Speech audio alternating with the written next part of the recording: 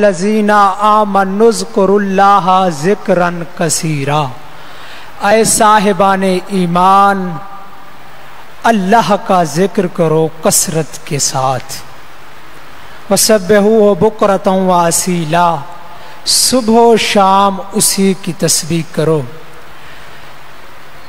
اگر ذکر کے بارے میں قرآن کا مطالعہ کیا جائے، جو آیات ذکر کے بارے میں اللہ نے نازل فرمائی ہیں، تو ہر باشعور شخص پر، صاحب عقل پر یہ بات واضح ہو جاتا ہے کہ ذکر پروردگار ہی ایک ایسی چیز ہے کہ انسان کے اندر ایمان کی نورانیت کو پیدا کرتا ہے۔ ذکر پروردگار ہی ایک ایسی چیز ہے جو خشیت الہی بھی انسان کے اندر پیدا ہوتی ہے۔ ذکر پروردگار ہی ایک ایسی چیز ہے جس کے ذریعے سے معرفت خدا بھی حاصل ہوتی ہے۔ ذکر پروردگار ہی ایک ایسی چیز ہے جس کے ذریعے سے مناجات اور راز و نیاز کرنے کا شوق پیدا ہوتا ہے۔ اسی ذکر کے بارے میں مولا کائنات علی بن ابی طالب فرماتے ہیں، میرے مولا فرماتے ہیں ما من شیء ولا حد ینتہی الیہ الا الذکر۔ مولا فرماتے ہیں پروردگار عالم نے اس کائنات میں جو چیز بھی پروردگار عالم نے خلق کی ہے، کوئی نہ کوئی اس کی انتہا کو بیان کیا، کوئی نہ کوئی اس کا نقطہ آخر پروردگار عالم نے بیان کیا ہے، مگر ذکر پروردگار ہی ایک ایسی چیز ہے جس کی انتہا بھی نہیں ہے، نہ ہی ابتدا ہے۔ ذکر پروردگار ہی ایک ایسی چیز ہے جس کی نہ ابتدا ہے نہ انتہا ہے۔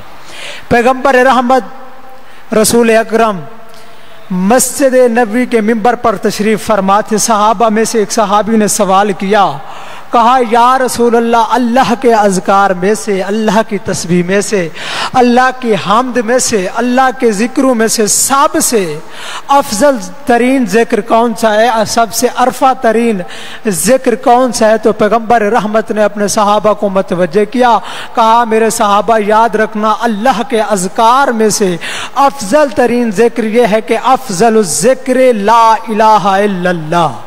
اللہ کے اذکار میں سے افضل ترین ذکر لا الہ الا اللہ ہے۔ پھر پیغمبر اسلام نے کہا یاد رکھو ثمن الجنت لا الہ الا اللہ، جنت کی قیمت کا نام ہے لا الہ الا اللہ۔ پھر پیغمبر نے حدیث کو بڑھایا، کہا مفتاح الجنت لا الہ الا اللہ، کہا یاد رکھو جنت کی چابی کا نام بھی ہے لا الہ الا اللہ۔ پھر پیغمبر رحمت نے کہا یاد رکھو جو شخص دنیا سے جاتے جاتے احتضار کی حالت میں آخری سانسوں میں جو شخص بھی کلمہ لا الہ الا اللہ کو جاری کرتا ہے تو پروردگار عالم اسے جنت میں داخل کر دیتا ہے۔ اور اسی لا الہ الا اللہ کے بارے میں اور شیعہ کی نشانیوں میں سے ایک نشانی یہ بھی ہے، میرے امام محمد باقر علیہ السلام فرماتے ہیں، صلوات پڑھیے محمد و آلہ۔ میرے مولا فرماتے ہیں کہ ما شیعتنا الا من اتقى اللہ واتاه وما كانوا يعرفون الا بالتخشع والتوضع والصوم والصلاة واداء الامانة وكثرة ذکر اللہ وتلاوة القرآن وبر الوالدین وصدق الحدیث۔ مولا فرماتے ہیں اس وقت تک وہ ہمارا شیعہ نہیں ہے کہ جس کے اندر اطاعت پروردگار عالم نہ پائی جاتی ہو، اس وقت تک وہ ہمارا شیعہ نہیں ہو سکتا جس کے اندر تقوی الہی نہ پایا جاتا ہو۔ پھر میرے مولا نے کہا جو اگر تم چاہو ہمارے شیعوں کو پہچاننا چاہو، اگر ہمارے شیعوں کی تعارف اور اس کی معرفت کو آپ حاصل کرنا چاہو تو پھر میرے مولا نے نشانیوں کو بیان کیا، کہا یعرفون الا بالتخشع والتوضع والصوم والصلاة، کہا ہمارے شیعہ کی پہلی نشانی یہ ہے کہ اس کے اندر تواضع اور انکساری پائی جاتی ہے۔ پھر میرے مولا نے کہا یاد رکھو والصوم والصلاۃ، ہمارا شیعہ وہ ہے جو اللہ کے وہ ماہ رمضان کے روزوں کو رکھتا، وہ ہمارا شیعہ ہے۔ پھر میرے مولا نے کہا والصلاۃ، جو شخص واجبات نمازوں کو ادا کرتا ہو اور ان کے ساتھ ساتھ مستحب نمازوں کو بھی ادا کرتا ہو، میرے امام نے کہا وہ بھی ہمارا شیعہ ہے۔ پھر میرے مولا نے کہا واداء الامانت، جو شخص دیکھنا چاہو کہ شیعہ کون ہے، جو وقت پر امانت کو ادا کرتا ہو وہ ہمارا شیعہ ہے۔ پھر میرے مولا نے کہا وَقَسْرَةُ ذِكْرِ اللَّهِ، جو اللہ کا ذکر کثرت کے ساتھ کرتا ہو وہ ہمارا شیعہ ہے۔ پھر میرے مولا نے شیعوں کی نشانیوں کو بڑھایا، کہا یاد رکھو وَصِدْقُ الْحَدِيثِ، جو شخص سچ بولتا ہو وہ ہمارا شیعہ ہے۔ پھر میرے مولا نے کہا وَبِرِّ الْوَالِدَيْنِ، جو شخص والدین کے ساتھ نیکی کرتا ہو وہ ہمارا شیعہ ہے۔ یہ شیعہ کی مولا نے نشانیوں کو بیان کیا۔ نشانیوں کے بیان کرنے کے بعد پھر میرے مولا نے کہا شیعہ کی یہ بھی نشانی ہے کہ اپنے ہم پڑوس اپنے ہمسایوں کا خیال رکھتا ہو، اپنے رشتہ داروں کا بھی خیال رکھتا ہو، یہ بھی ہمارے شیعوں کی نشانی ہے۔ پھر میرے مولا نے حدیث کو آگے بڑھایا، کہا جو خاک شفا پر سجدہ کرتا ہو وہ بھی ہمارا شیعہ ہے۔ پھر میرے مولا نے کہا جو شخص دائیں ہاتھ میں انگوٹھی پہنتا ہو وہ بھی ہمارا شیعہ ہے۔ یہ شیعوں کی نشانی۔ بہرحال ذکر الہی کا درس حاصل کرنا ہے تو اہل بیت کے دروازے پر جھکنا پڑے گا۔ معرفت الہی کا منبع اور مرکز جو ہے وہ اہل بیت کا دروازہ ہے۔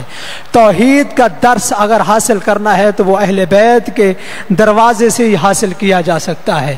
میرے مولا کائنات علی ابن ابی طالب اپنے چاہنے والے کی اپنا حجام کی دکان پر گئے، کہا اے میرے چاہنے والے میری ان شارب کو، شارب کہتے ہیں مونچھوں کو، کہا اے میرے چاہنے والے میری ان شارب کو درست کر دو۔ ایک مرتبہ میرے مولا بیٹھے اپنے چاہنے والے کو کہا، چاہنے والے نے کینچی کو ہاتھ میں لیا، کینچی کو ہاتھ میں لینے کے بعد کھڑا رہا۔ میرے مولا نے کہا میں نے تمہیں کہا ہے میری شارب کو درست کر دو، آپ کھڑے کیوں ہیں، میری شارب کو درست کریں۔ اس وقت چاہنے والے نے ایک جملہ کہا اے میرے آقا، اے میرے مولا، میں آپ کی شارب کو کیسے درست کروں، یہ آپ کے لب مبارک ان حرکت سے خاموش ہوں، رکیں تو میں آپ کی شارب کو درست کروں۔ میرے مولا نے کہا اے میرے چاہنے والے تیری مرضی ہے مجھ علی کی شارب کو درست کرے یا نہ کرے، تیرے اندر اختیار ہے میری شارب کو درست کرے یا نہ کرے۔ یاد رکھ مجھ علی کو یہ گوارا نہیں ہے، مجھ علی کو یہ گوارا نہیں ہے کہ مجھ علی کی سانس نکلے اور اس میں ذکر الہی نہ پایا جاتا ہو، اس میں ذکر الہی نہ پایا جاتا ہو۔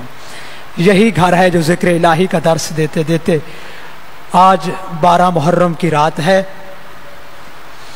میرے امام سید الساجدین کوچہ مدینہ میں جا رہے تھے، ایک غریب سے میرے امام کی ملاقات ہوئی۔ میرے امام نے تعارف پوچھا، کہا کون، کہا غریب ہوں۔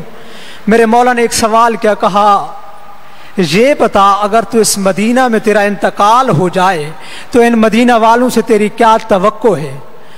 کہتا ہے مولا بے شک غریب ہوں مگر مدینہ والوں سے اتنا توقع ہے اگر میں مر جاؤں تو یہ مجھے غسل بھی دیں گے، مجھے کفن بھی دیں گے، میرا جنازہ بھی پڑھائیں گے، مجھے دفن بھی کر دیں۔ خدا کی قسم میرے مولا رو پڑے، رو کر کہا تو کیسا غریب ہے، غریب تو میرا بابا حسین تھا، کربلا کا میدان تھا، تپتی ریت تھی، بے غور و کفن میرے بابا کا جنازہ تھا، میں بھی دیکھ رہا تھا اور میں اپنے بابا کو نہ کفن پہنا سکا نہ میں اپنے بابا کو دفن کر سکا۔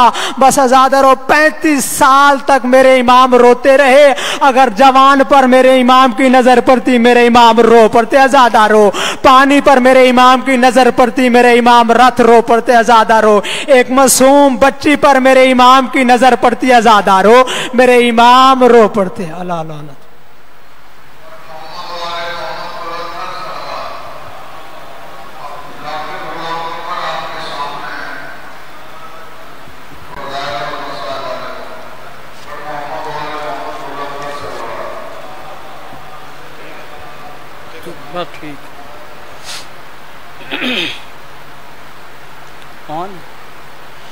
التماس دعا۔ بسم اللہ الرحمن الرحیم۔ یا رب تجھے نبی کی نبوت کا واسطہ، یا رب تجھے علی کی ولایت کا واسطہ، یا رب تجھے بطول کی عصمت کا واسطہ، یا رب تجھے حسن کی امامت کا واسطہ، مظلوم کربلا کی شہادت کا واسطہ، بیمار کربلا کی عبادت کا واسطہ، باقر کے علم و حلم کی وسعت کا واسطہ،